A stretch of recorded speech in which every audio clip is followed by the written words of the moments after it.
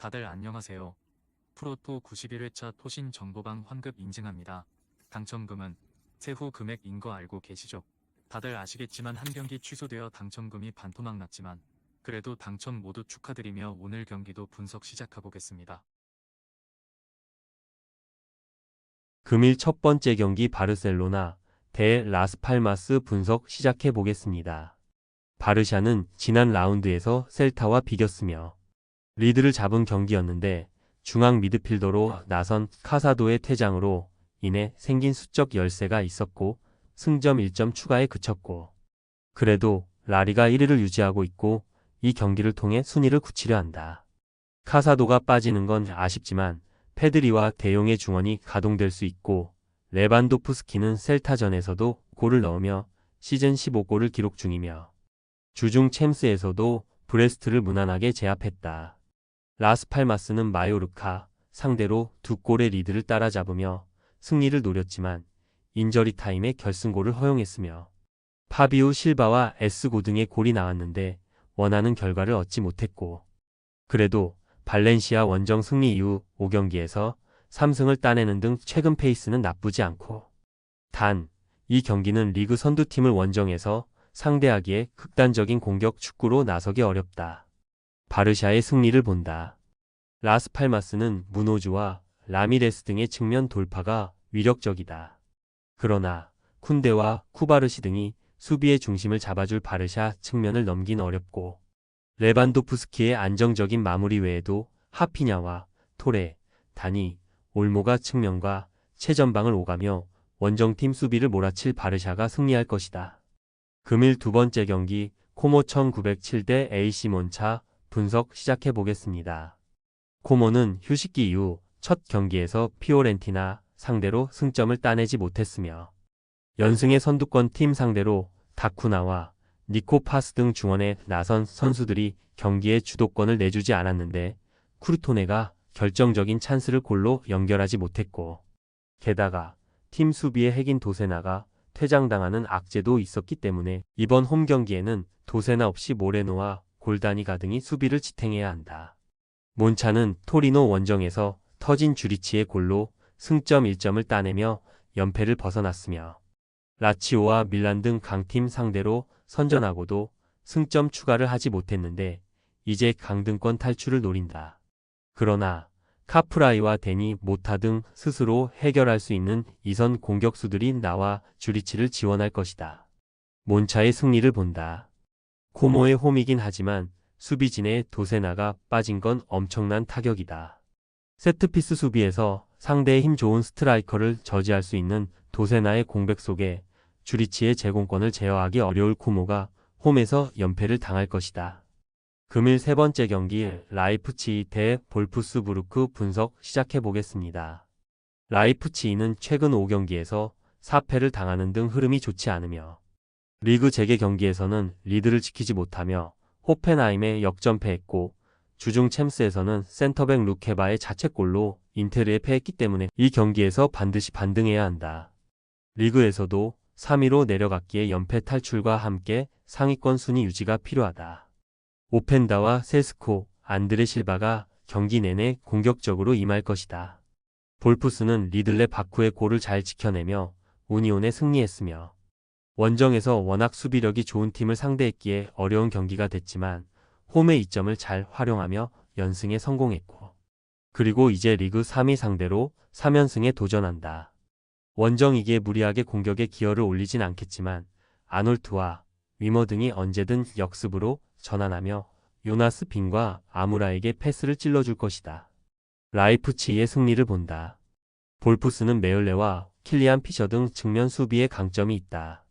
그러나 쿨리에라키스가 상대의 빠른 공격수의 침투에 고전하는 중앙 수비는 다소 불안하며 홈에서 벤자민 세스코와 오펜다가 경기 내내 공격적인 문전 침투를 할 라이프치히가 결과를 낼 것이다. 금일 네 번째 경기 브레멘 대 슈투트가르트 분석 시작해 보겠습니다. 브레멘은 휴식기 이후 첫 경기에서 리그 2위인 프랑크푸르트에 패했으며 경기 주도권을 내주지 않은 데다 비텐쿠르트의 중원 존재감이 대단했는데 한 골을 극복하지 못했고 그래도 프리들과 스타크 등이 최종 수비 라인을 잘 지켜냈고 두쿠시의 전방 침투도 위협적이었고 이 경기를 통해 홈 무패를 이어가길 원할 것이다. 슈투트는 보움을 제압하고 중위권 탈출을 노리게 됐으며 7위와 저스틴 딜의 연속골이 나왔기에 리그 최하위 팀을 완파했고 그러나 부상자로 인한 전력 누수가 큰 건 사실이며 최전방 스트라이커인 데니스 운다를 비롯해 이선 공격수인 로얼링, 센터백인 자가두 등이 여전히 경기에 나설 수 없다. 접전을 본다. 슈투트가 챔스 원정을 다녀온 이후 휴식할 시간이 짧았기에 공격의 기여를 원정에서 올리기 어렵다. 홈팀인 브레멘이 경기를 주도할 것으로 보인다. 그러나 스틸러와 카라조 등 중원에서 상대 공세를 저지할 중앙 미드필더들이 있고 수비를 두텁게 할 슈투트 상대로 승점 1점에 만족해야 할 것이다. 금일 5번째 경기 프라이부르크 대 메넨글라트 바흐 분석 시작해 보겠습니다. 프라이부르크는 지난 라운드 원정 경기에서 도르트문트의 사고를 허용하며 완패했으며 3위권 경쟁을 하던 팀이었는데 최근 4경기에서 승점 2점 추가에 그치며 7위로 추락했고 반등이 필요하고 그러나 3경기 연속 무득점에 그친 공격진의 문제가 크고 직전 경기에서는 헬러를 스트라이커로 기용했는데 역시 마무리가 안 됐고 다른 공격수인 아다무는 퇴장당하며 이 경기에 나설 수 없다. 글라드바흐는 프라이부르크와 반대로 최근 흐름이 좋고 브레멘과 장파울리 등에 승리하며 5경기 연속 무패를 이어갔고 그로 인해 리그 6위까지 치고 올라왔고 독일 국대 스트라이커인 클레인디 엔스트가 매 경기팀의 공격을 이끌며 확실한 마무리를 했고 플레도 살아났으며 티랑이 2시즌 전 팀을 떠난 여파를 이제서야 지우는 모습이다. 글라드바흐의 승리를 본다. 프라이부르크는 이 경기에 핵심 공격수인 아다무를 비롯해 중앙 미드필더인 패트릭도 결장하기에 전력 누수가 크다. 바이글과 레이츠가 중원에서 상대의 침투를 저지할 수 있고 세트피스 상황에서 클레인디 엔스트와 프리들리 등이 해결할 글라드바흐가 귀중한 원정승을 챙길 것이다. 금일 6번째 경기 아우크스부르크 대 VfL 보움 분석 시작해 보겠습니다. 아우크스는 리그 최강인 미넨에 패하며 휴식기 첫 경기를 마쳤으며 그러나 그 경기 패배를 크게 생각하진 않아도 된다. 그 경기 이전 3경기 연속 무패를 기록 중이었고 특히 홈에서는 도르트문트를 잡는 등 페이스가 좋고 이 경기에는 센터백인 슬로터백이 징계로 빠지긴 하지만 히우레우가 최후방 수비를 책임질 수 있고 오니에카가 수비를 보호할 수 있다. 보움은 리그 11라운드까지 무승에 그치며 최하위를 벗어나지 못했으며 홀슈타인을 비롯해 승점 추가에 고전하는 다른 팀들이 있긴 하지만 승점 2점으로는 최하위를 탈출할 수 없었기 때문에 그나마 해볼 만한 중위권 팀 상대로 원정이지만 공격적으로 나설 것이며 호프만과 보로신스키 등 최전방 공격수들이 적극적으로 침투할 것으로 보인다.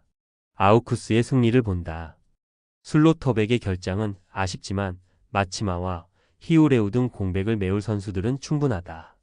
또 그들이 잘하는 홈경기 일정이기도 하고 오니에카와 레으베차이의 중원 장악 속에 TH와 바르가스가 상대 수비를 공략할 아우쿠스가 승리하고 최근의 홈 무패를 이어갈 것이다. 토신 최종 조합은 영상 아래 고정 댓글로 말 걸어주시면 토신 정보방에서 무료로 공유해드립니다.